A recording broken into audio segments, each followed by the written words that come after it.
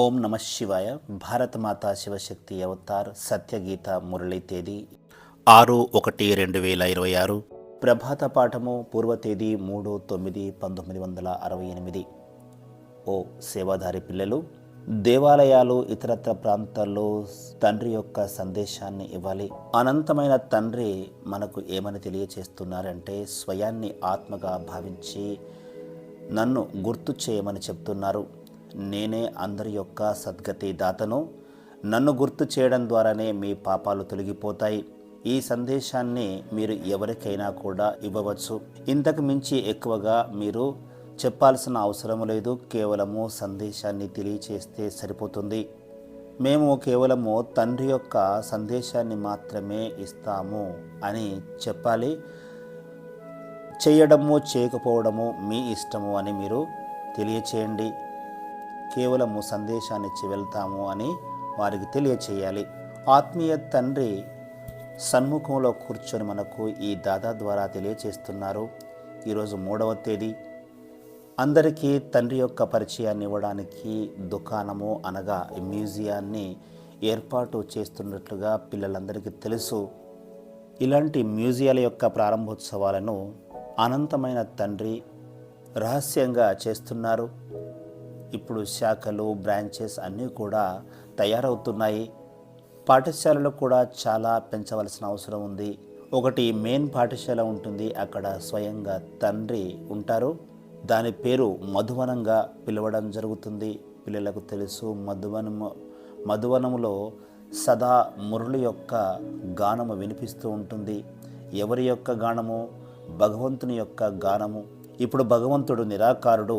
ఈ సాకార రథం ద్వారా మురళిని వినిపిస్తారు. వీరిది భాగ్యశాలి రథముగా పిలువబడుతుంది. బ్రహ్మబాబాలో శివుడు ప్రవేశిస్తారని ఎవరికి కూడా తెలియదు. కేవలము పిల్లలైన మీకు మాత్రమే తెలుసు. మరెవరు కూడా రచయితను వారి రచన యొక్క ఆది, మధ్య, అంతిమాల గురించి కానీ తెలుసుకోలేరు. పెద్దవాళ్ళు, గవర్నర్, ప్రెసిడెంట్ ఇలాంటి వారి చేత మనము ప్రారంభోత్సవాలు జరిపిస్తాము. ప్రారంభోత్సవానికి ముందు వారికి తండ్రి గురించి, తండ్రి చేసే కొత్త ప్రపంచం యొక్క స్థాపన గురించి ముందుగా తెలియచేయాలి. ఎవరైతే ప్రారంభోత్సవం చేస్తారో తద్వారా వారి కళ్యాణం కూడా జరుగుతుంది. వారు కూడా అర్థం చేసుకుంటారో స్వయంగా తండ్రి ఇక్కడికి వచ్చారు, బ్రహ్మ ద్వారా స్థాపన చేస్తున్నారు. విశ్వంలో శాంతిపూర్వకమైన రాజ్యము, ఆది సనాతన దేవీ దేవత ధర్మం యొక్క స్థాపన జరుగుతోందని వారు భావించడం జరుగుతుంది. ఇప్పటికే దాని యొక్క ప్రారంభోత్సవం జరిగింది. ఇప్పుడు కేవలము బ్రాంచెస్ తెరవడం జరుగుతుంది. ఎలాగైతే బ్యాంకులకు కూడా బ్రాంచెస్ ఉంటాయో అలాగే ఇక్కడ కూడా బ్రాంచెస్ని తెరుస్తున్నారు. తండ్రి వచ్చి మనకు ఈ జ్ఞానాన్ని ఇస్తున్నారు. ఈ జ్ఞానం అంతా కూడా తండ్రి పరంపిత పరమాత్మలో ఉంది. అందుకే వారిని జ్ఞానసాగరులు అని పిలుస్తారు. ఆత్మీయ తండ్రి మనకు ఆత్మీయ జ్ఞానాన్ని ఇస్తారు. ఎవరికి ఇస్తారు? ఆత్మలకే వచ్చి వారు స్వయంగా తెలియచేస్తారు. ఆత్మలైన పిల్లలారా, మీరు ముందుగా తమను తాము ఆత్మగా భావించమని తెలియచేస్తారు. ఆత్మ అనే పేరు అందరికీ వర్తిస్తుంది. ఇందులో మహానాత్మ, పుణ్యాత్మ, పాపాత్మ ఇలా రకరకాలుగా ఉంటారు. అలాంటప్పుడు ఆత్మలకే పరంపిత పరమాత్మ తెలియచేస్తారు. తండ్రి ఎందుకు రావాల్సి ఉంటుంది? ఎందుకంటే పిల్లలకు స్వర్గం యొక్క వారసత్వాన్ని ఇవ్వడానికి రావాల్సి ఉంటుంది. వారు ఏ విధంగా కలుస్తారు దాని గురించి కూడా తండ్రి తెలియచేశారు. నన్ను గుర్తు చేయడం ద్వారా మీరు పావనంగా అవుతారు అని తెలియచేస్తున్నారు. పావనంగా మారి మన యొక్క ఇంటికి వెళ్ళాల్సి ఉంటుంది. ఆ తర్వాత సతోప్రధానమైన కొత్త ప్రపంచంలోకి తిరిగి రావాల్సి ఉంటుంది. కొత్త ప్రపంచం నుంచి కొత్త ప్రపంచము పాత ప్రపంచంగా అవుతుంది. ఆ తర్వాత తిరిగి అది కొత్త ప్రపంచంగా మారుతుంది. ఇది తెలుసుకోవాల్సిన అవసరం ఉంది. ప్రపంచం యొక్క చరిత్ర, భూగోళము పునరావృతము జరుగుతూనే ఉంటుంది. కొత్త ప్రపంచమైన పాత ప్రపంచమైన ఈ రెండూ కూడా మనుషులకు సంబంధించినవే. తండ్రి తెలియచేస్తున్నారు, నేను మనుష్య సృష్టి యొక్క కొత్త సృష్టిని రచించడానికి నేను వస్తాను అని తండ్రి తెలియచేస్తున్నారు. మనుషులు లేకుండా ప్రపంచం అనేది ఉండదు. కొత్త ప్రపంచంలో దేవీ దేవతల యొక్క రాజ్యము నడుస్తుంది. అది తిరిగి ఇప్పుడు స్థాపన జరుగుతుంది. పిల్లలు, మీరు ఇప్పుడు శూద్రుల నుంచి బ్రాహ్మణులుగా తయారయ్యారు, మళ్ళీ బ్రాహ్మణుల నుంచి దేవతలుగా అవ్వాలి. ఇలా తండ్రి తెలియచేస్తున్నారు అని బయట వారికి మీరు కూడా తెలియచేయవచ్చు. కొత్త ప్రపంచంలోకి ఎలా వెళ్ళగలుగుతారో వారికి దారి చూపవచ్చు. ఇప్పుడు మీ యొక్క ఆత్మ పతితంగా వికారిగా అయిపోయింది, తిరిగి మళ్ళీ నిర్వికారిగా అవ్వాలి అని తెలియచేయాలి. జన్మ జన్మాంతరాలుగా పాపం యొక్క బరువును మీ తలపై మోస్తూ వచ్చారు. ఈ పాపం ఎక్కడి నుంచి మొదలైంది, ఎంత కాలం వరకు మనల్ని తండ్రి పుణ్యాత్మగా తయారు చేస్తారు, ఇవన్నీ కూడా మీరు ఇప్పుడు తెలుసుకున్నారు. 21 జన్మల పాటు మీరు పుణ్యాత్మలుగా ఉంటారు, ఆ తర్వాత పాపాత్మగా అయిపోతారు. ఎక్కడైతే పాపము జరుగుతూ ఉంటుందో అక్కడ దుఃఖము అనేది ఉంటుంది. పాపం అంటే ఏమిటో కూడా తండ్రి తెలియచేస్తున్నారు. ఒక రకంగా మీరు మొదట ధర్మగ్లాని చేస్తారు. ఎంతో పతితంగా అయిపోయారు. ఓ పతిత పావనుడా, తండ్రి మీరు రావలసిందిగా అని పిలుస్తూ వచ్చారు. ఇప్పుడు నేను వచ్చాను.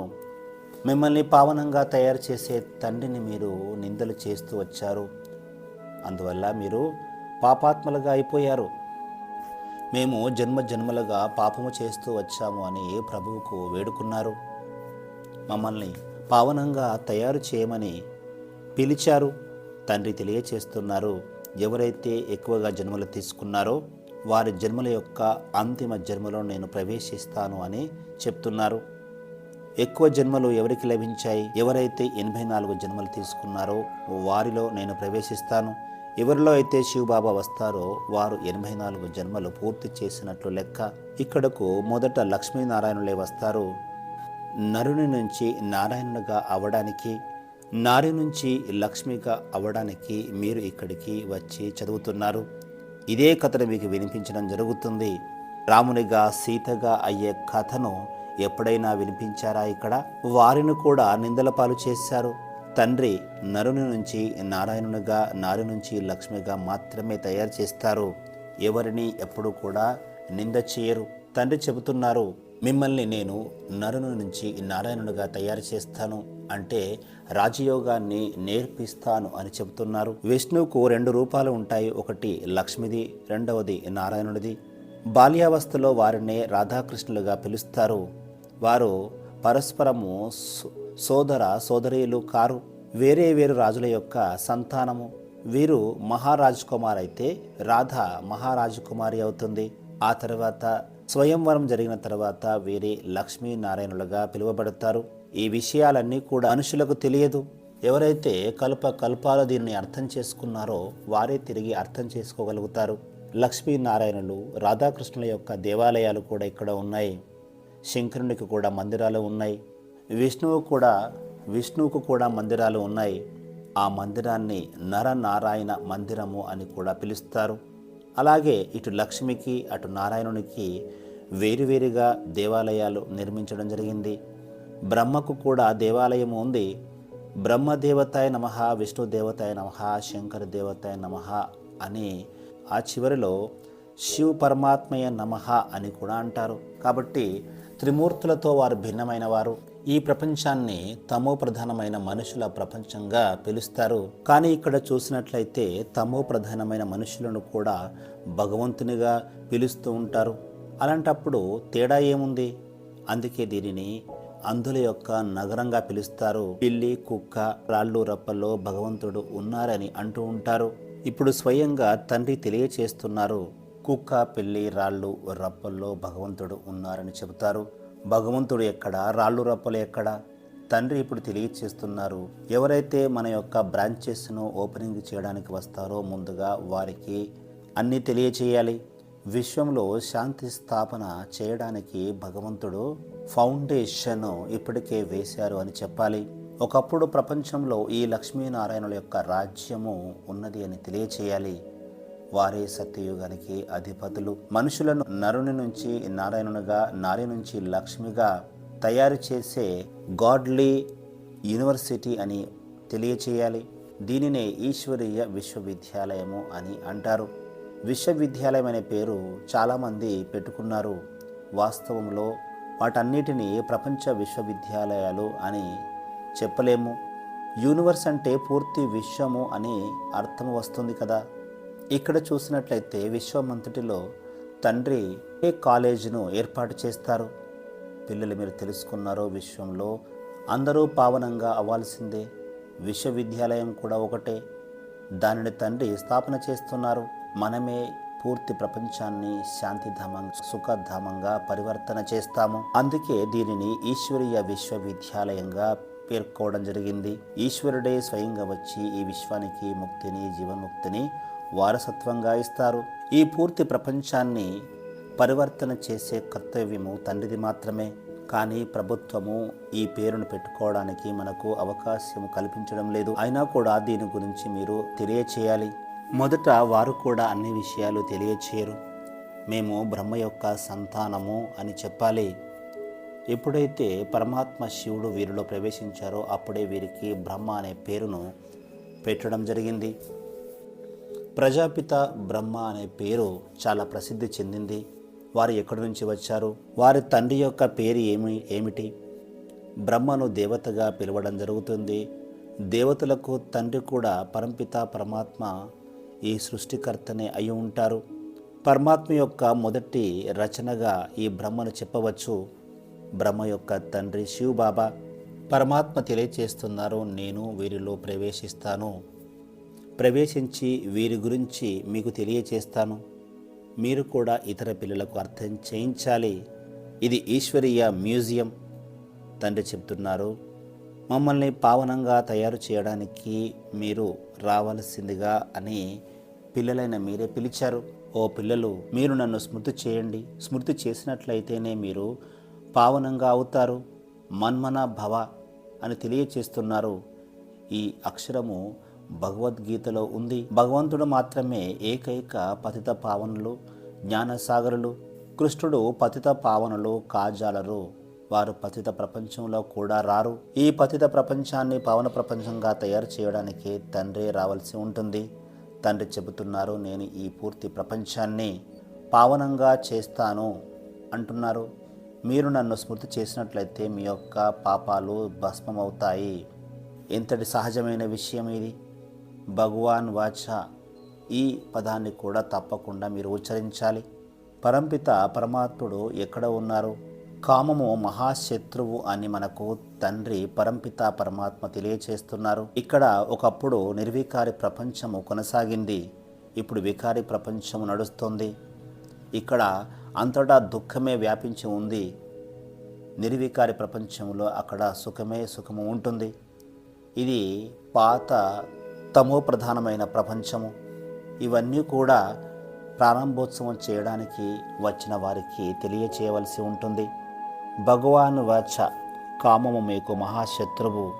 దీనిపై విజయం సాధించినట్లయితే విశ్వ విజేతలుగా అవుతారు. ఒక తండ్రిని మాత్రమే గుర్తు చేయాలి. మేము కూడా వారినే గుర్తు చేస్తాము అని చెప్పాలి. ఏదైనా కళాశాలను ఏర్పాటు చేస్తున్న దానికి ప్రారంభోత్సవం జరుగుతుంది కదా, ఇది కూడా కళాశాల కిందనే లెక్క. చాలా సెంటర్స్ ఉన్నాయి. సెంటర్స్ని టీచర్లు స్థాపన చేస్తారు. పిల్లలు కూడా తెలుసుకోవాలి, తండ్రి కొత్త సేవా కేంద్రాలను ఏర్పాటు చేస్తున్నారు, అక్కడ తెలివైన టీచర్స్ని ఉంచుతారు అని భావించాలి. అందువల్ల ఇతరులను మీ సమానంగా తయారు చేయాలి. ఆ తర్వాత వేరే సేవా కేంద్రాలకు వెళ్ళి అక్కడ కూడా సేవ చేయాలి. ఎవరు మంచిగా మురళిని చదవగలుగుతారో గుర్తించాలి. అలాంటి వారికి అవకాశం కల్పించి అక్కడ క్లాస్ చేయమని చెప్పవచ్చు. అలా ప్రయత్నాలు చేస్తూ వారికి అవకాశం కల్పించి మరో చోటికి సేవ చేయడానికి వెళ్ళిపోవాలి. ప్రతి చోట సెంటర్ని ఏర్పాటు చేస్తూ ఉండాలి. కానీ ఏం జరుగుతోంది? ఈ టీచర్స్కి ఒకే చోట సుఖం లభిస్తుంది, విశ్రాంతి లభిస్తుంది. అందువల్ల అక్కడే ఉండిపోతారు. వేరే చోటుకి వెళ్ళి ఎందుకు కష్టపడాలి అని భావిస్తారు. వాస్తవంగా చూసినట్లయితే సెంటర్ టీచర్స్ యొక్క కర్తవ్యం ఏమిటి? సెంటర్ను ఏర్పాటు చేయాలి, ఆ తర్వాత మరో స్థానానికి వెళ్ళిపోవాలి. కానీ వారు విశ్రాంతినే కోరుకుంటున్నారు. కొంచెం లభించినా కూడా చాలు అని ఆగిపోతారు. అలా కానట్లయితే టీచర్సు 10 నుంచి 20 సెంటర్లు స్థాపన చేయగలుగుతారు. చాలా సేవ చేయవలసి ఉంది. ఈ యొక్క ఈశ్వరీయ దుకాణాలను ఏర్పాటు చేస్తూ వెళ్ళండి. మీ సమానంగా తయారు చేసి వారిని నిమిత్తంగా చేసి వెళ్ళండి. ఎవరినైనా తమ సమానంగా తయారు చేసి ఇంకా సెంటర్లను ఏర్పాటు చేయాలి. నేను అందరిని నా సమానంగా తయారు చేసి నేను మరో చోట సెంటర్ని ఏర్పాటు చేస్తాను అని ఎప్పటికప్పుడు భావించాలి. కానీ అలాంటి ఆజ్ఞాకారి పిల్లలు చాలా తక్కువగా ఉన్నారు.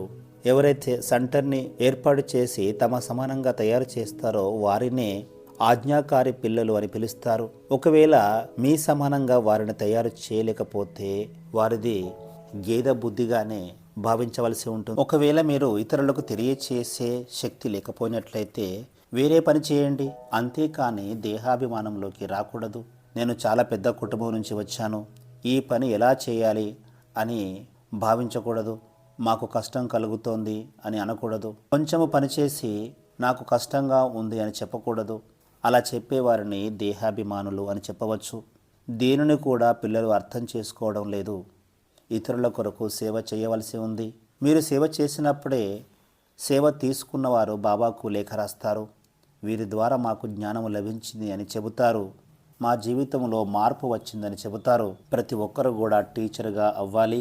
బాబా ఈ సెంటర్ని నిర్వహించడానికి చాలామంది ఉన్నారు అని మీరు లేఖ రాయగలిగే స్థితికి రావాలి. చాలామందిని నా సమానంగా తయారు చేశాను అని తండ్రికి రిపోర్ట్ ఇవ్వాలి. ఆ విధంగా సెంటర్స్ను ఏర్పాటు చేస్తూ వెళ్ళాలి. అలాంటి పిల్లలనే తండ్రి పుష్పాలు అని పిలుస్తారు.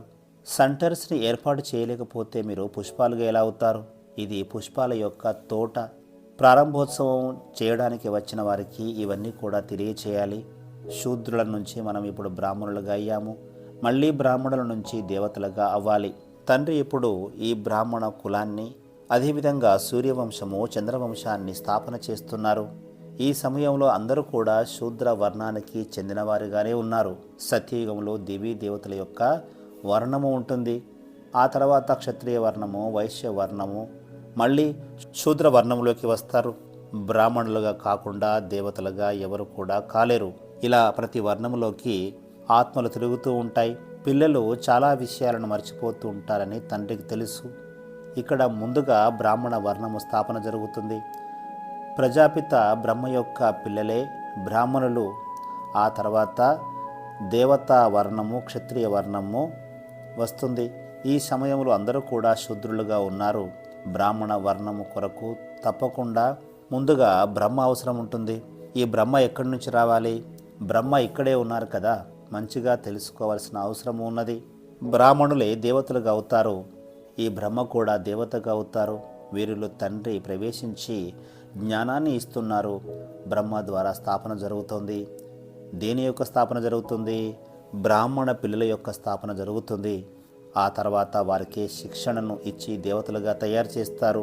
తండ్రి మనలను చదివిస్తున్నారు భగవాను వాచ. కానీ భక్తి మార్గంలో అర్జునుడి పేరును మాత్రమే తీసుకోవడం జరిగింది. అర్జునుడు అంటే ఎవరు? ఇది ఎవరికి కూడా తెలియదు. దీని గురించి కూడా తెలియచేయాలి. పిల్లలు మీరు ఇక్కడ కూర్చున్నారు, మేము బ్రాహ్మణ వర్ణంలో ఉన్నారని మీరు ఇప్పుడు గ్రహించారు. బ్రహ్మ యొక్క సంతానంగా భావిస్తున్నారు. ఎవరైనా మేము శివబాబా యొక్క పిల్లలము, బ్రహ్మతో మాకు ఎలాంటి సంబంధం లేదు అని అంటారు. వారు దేవతలుగా ఎలా అవుతారు? బ్రహ్మ ద్వారానే దేవతలుగా అవుతారు. నన్ను గుర్తు చేయమని శివబాబా ఎవరి ద్వారా అంటున్నారు? బ్రహ్మ ద్వారానే అంటున్నారు కదా. అందరూ కూడా ప్రజాపిత బ్రహ్మ యొక్క పిల్లలే. మీరంతా కూడా ప్రజాపిత బ్రహ్మ యొక్క సంతానము. అలాంటప్పుడు తండ్రి బ్రహ్మ కూడా గుర్తుకు వస్తారు కదా. శివబాబా బ్రహ్మ యొక్క శరీరం ద్వారా చదివిస్తున్నారు. శివబాబాకు పిల్లలకు మధ్య బ్రహ్మ ఉన్నారు. బ్రాహ్మణులుగా కాకుండా దేవతలుగా ఏ విధంగా అవుతారు? నేను ఏ రథములోనైతే వస్తానో వారి గురించి కూడా తెలుసుకోవాల్సిన అవసరం ఉంది. శివబాబా బ్రహ్మ ద్వారా మనలను బ్రాహ్మణులుగా తయారు చేసి ఆ తర్వాత దేవతలుగా తయారు చేస్తున్నారు. ఇదంతా కూడా మీ బుద్ధిలో ఉండాలి. ముందుగా బ్రాహ్మణులుగా కావాలి. బ్రహ్మని తండ్రిగా భావించకపోతే మీరు వారికి పిల్లలుగా ఎలా అవుతారు? బ్రాహ్మణులుగా మారి శివబాబాను గుర్తు చేయాలి. అలా గుర్తు చేయకపోతే దేవతలుగా ఎలా అవుతారు? ఇందులో గందరగోళానికి గురి కావలసిన అవసరం ఏమీ లేదు. ఎవరైతే ప్రారంభోత్సవానికి ముఖ్య అతిథిగా వస్తారో వారికి ముందుగా తెలియచేయాలి. తండ్రి ఇప్పటికే దీనిని ప్రారంభోత్సవం చేశారు, మీ ద్వారా ఈ బ్రాంచ్ ప్రారంభమవుతోంది అని వారికి తెలియచేయడం జరుగుతుంది. దీని ద్వారా మీ కళ్యాణం జరుగుతుంది అని చెప్పాలి. పెద్దవారు ఎవరైనా చెప్పినట్లయితే అందరూ కూడా ఒప్పుకుంటారు. తండ్రి అందరికీ తెలియచేస్తున్నారు. తండ్రిని గుర్తు చేసినట్లయితే పాపాలు తొలగిపోతాయి. పరంపిత పరమాత్మ తండ్రి పతిత పావనులు. పావనంగా అయిన తర్వాత దేవతలుగా అవుతారు. పిల్లలు చాలా సేవ చేస్తున్నారు. దేవాలయాలు ఇతరత్ర ప్రాంతాలకు వెళ్ళి తండ్రి యొక్క సందేశాన్ని తెలియచేయాలి. అనంతమైన తండ్రి తెలియచేస్తున్నారు. స్వయాన్ని ఆత్మగా భావించి నన్ను గుర్తు చేయమంటున్నారు.